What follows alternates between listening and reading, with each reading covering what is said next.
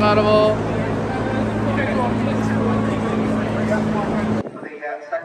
Okay, Weybridge Point to Pointerdale have literally cornered Harry Haskell. Must be the youngest floor man in the game, or the newest floor man in the game. Harry, you're working for bookmaking veteran Barry Holmes and several decades younger Dave Spice. You're in the game now.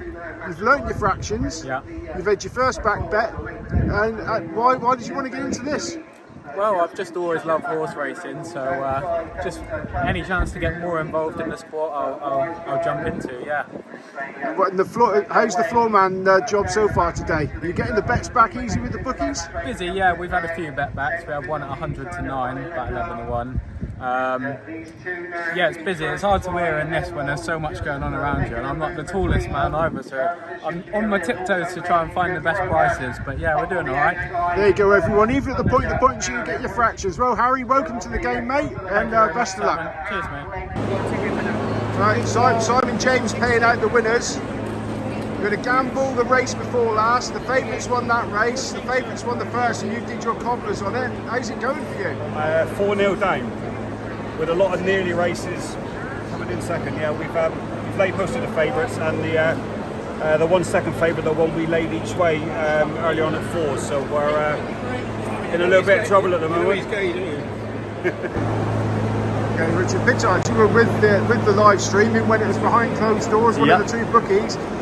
Even the last race may not have been great because it was well backed against the favourite. How are you getting on today? Yeah, I've won on all 5 races, but I must admit I don't tend to play a straight book. So if an outsider wins, it's probably a bad result for me. I'm that sort of bookie.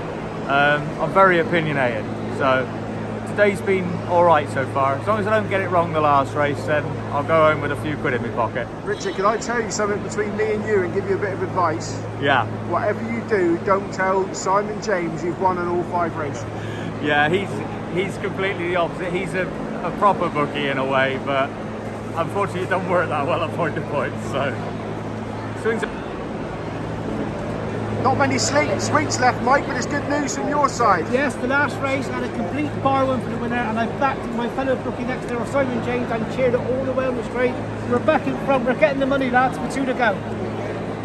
Simon James again, happy and smiling. Yeah, we are happy. We got a result in the 5th there. We just played the figures. Lou came out, and the favourite was on the ground, so we had a winning race there, and the last race was absolutely fantastic business. One of the best races we've had here in a long time, and we just seemed to miss the winner completely. 2 to 1 out to 9 to 2. 2 to 1 out to 9 to 2, and we've hardly laid it. And so we're going home smiling. Happy days. You can go and tell Mike Smith the good news.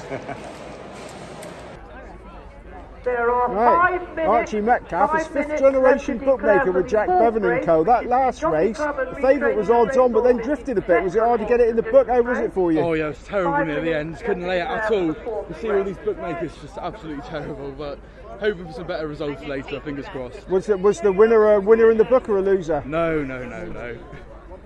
You're supposed to win, Archie. Right, this fella, Dave Sims, is the reason that I'm in this game at all. So thanks very much, Dave, teaching me tic-tac in the Boar's Head back in about 1981. Or was it a bit after that? Yeah, same. That was it, 81. Got me the job with Jack Lynn because you couldn't be bothered going to Taunton because you wanted to play Skittles. Turned my life around, mate. What have you got to say for yourself? Unlucky. He owes you, Dave. Yeah, he owes me a pint. He's not as talkative, is he, on the camera, Dave? No, too right, I ate it. Well, thanks, Dave, anyway. No problem. Okay, Here we are at Devon Point to Point yet once again. Yes, Charles. And thank goodness it's not raining. Absolutely, and you're sponsoring the 3rd race, the Mount Pleasant Inn, one of the best hostelries in the whole of Devon. Yes, well, I'm very, very glad for you to say that. It's always a pleasure to do this because at the end of the day, this is so much a community thing, and we feel that we're very much part of the community. Excellent. Well, good luck, Charles. How many years is it you sponsored this one? Oh, I'd hate to think now. I think our first one was sometime in the mid-90s.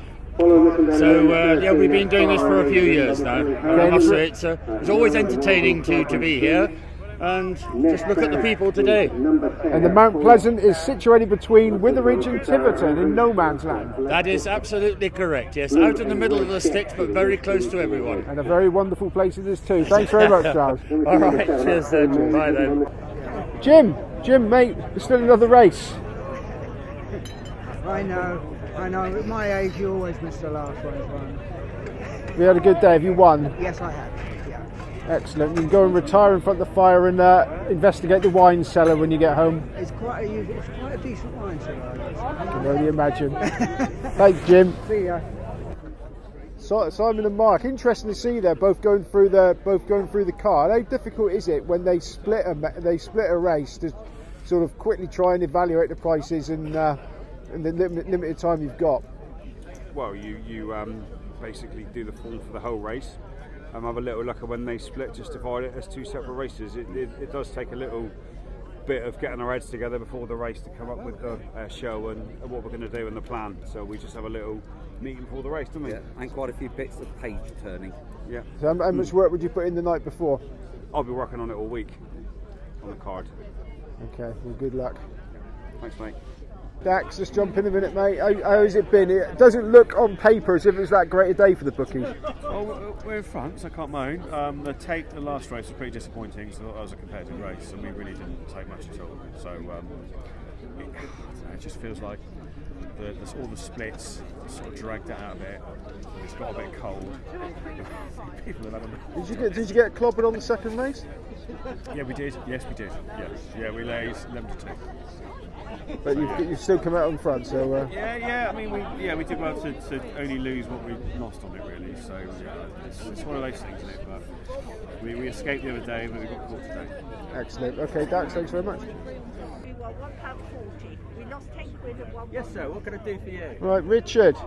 There's going to be a lack of runners today. A few bookmakers have gone home, but you're persevering. Yeah, much to the detriment of my staff. They're not at all impressed with it. But I mean, I'm just hoping it seems to be quite a big crowd here, and if we can get like 3, maybe 4 runner races a bit later on, it might be workable. Probably after the last 2 races, we're going to struggle, but hopefully we can get 3 or 4 decent races in the middle. Excellent. So give us a chance. It's a lovely day for it anyway, Beautiful, Rich. yeah. Where would you rather be? Exactly. Getting a nice suntan. Right, Dave Phillips, as we always say, the senior bookmaker here today. It's going to be one of those difficult days, isn't it? Well, I think you could be right, Simon, yes. First race a walkover, second race 2 runners. I believe there's a 100% improvement in the third race, which we've got 4 runners, which will be very exciting. Now, I do remember being at a point to point with you where you bet no finishers once. Oh, You'll not be doing that again. Would you not remind me of that, Simon? I was 50-1 because I'd never seen it happen in my previous 20 years at that. It was a long time ago. And I remember Philip Schofield, that's Nicholas Schofield, Nick Schofield's father was riding. And he one of them fell, and he fell again at the second last or the last. And I went up to him and said, "Get up, Philip, for Christ's sake, this is going to cost me a fortune. I've broken my arm." He said, "I can't do anything." So that was it, I had to pay it. And they announced it over the tannoy that the bookmaker had paid out 50-1 for no finishes. I've never done it again. In fact, the rule is now that all stakes are returned. It's a void race. Thank goodness for that, Dave. So thank you very much for that. Simon James, the smile of a man that's had it spark off. I wouldn't say spark off. I just hope the horses are right, but because it's never nice to see them fall. But yeah, we took a chance on that race and we got it right. Yep. We did think that a Mile of Star was a better horse, and if they'd switched jockeys, the prices would switch. So we were willing to take a chance on standing the 2 to 9 cents for whatever we could. And Take 5 to 2. It paid off. Good man, it cost you 150 quid to bet here, Yeah. plus your staff. So have you got that back yet? He's not. Take 5 to 2. What can I say? 5 to 2. Right, Dave Spice betting on the forecast day. Hello, Simon. Happy birthday, by the Thank way. you very much. Thank you. Yes. 30. Yes, I'll take that. So you're betting on the forecast. You tell us how it works. Yeah, just 3 runners, so trying to do something a bit different. I've got first and second. or each horse to finish alone. Just like to give the customers a bit more choice, a bit more sort of value really. So. And so you've got a good crowd here today. It's a shame about the runners. It is a great shame. It's a really good crowd, lovely day. Just can't get the runners. Shame. Yeah. Oh well, it's better than being in the factory. True, very true, Simon. Very true. Thanks, Spice. Thanks, mate. Okay, Dave Phillips. I always say the senior bookmaker on course today. Not quite correct, Simon, because we got Jim Clark up the road from me here, who's actually given me 5 years. That's wonderful, isn't it? I feel really young. No, well, that's the first winner of the day for you. It's looking really, really busy. How is it? It's very busy, and beautiful day. This is a picturesque setting. This in Shrubbery Down are probably the best 2 courses in the southwest. Fantastic. Yeah, it's really busy. Brilliant. Well, good luck, Dave. Thank you very much. Thank you. All right, Jim Clark. Dave Phillips has just mentioned you in dispatches. He says you're giving him 5 years. You're looking very sprightly. Well, I should be 82 in May, next month. And what's keeping you so cheerful and coming? Nice glass of Chabolet most nights. And is this one of your favourites? What, this course? Yeah, Yeah, not the wine.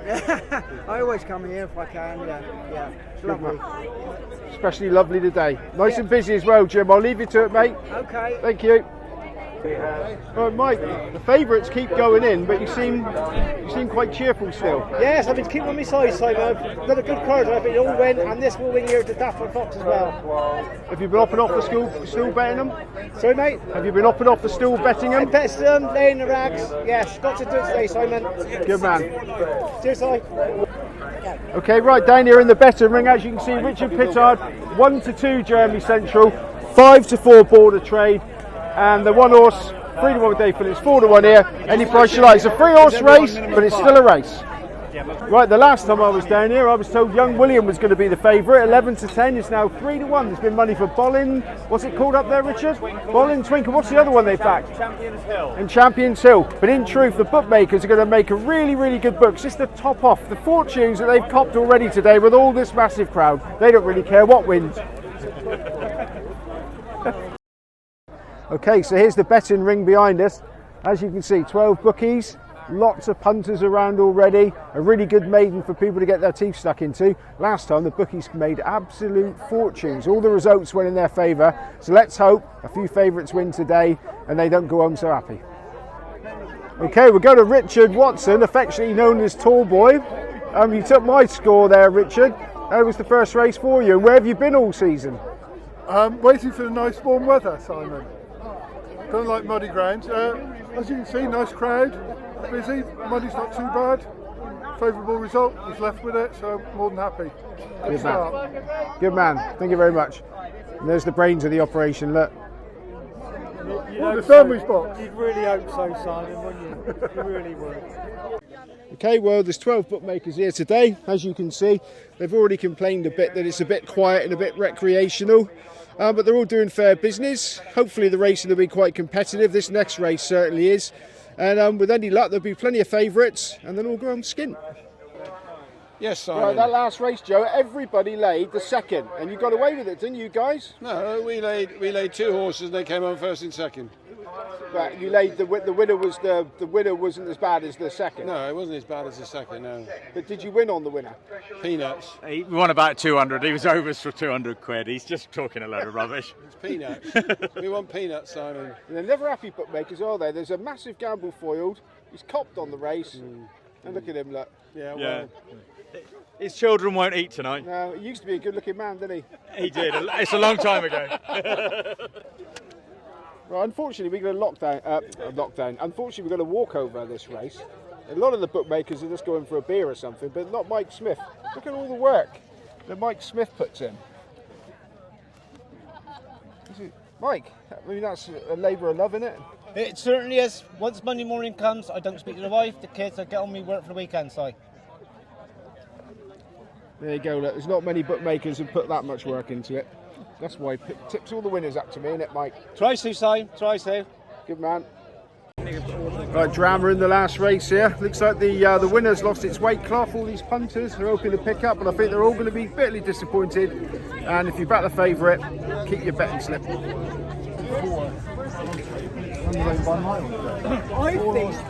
think he made himself flat yesterday and couldn't face it today.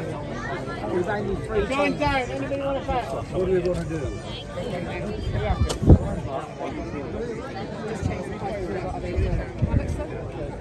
There you go, each way you can bet on. Back a loser, Boris might compensate you.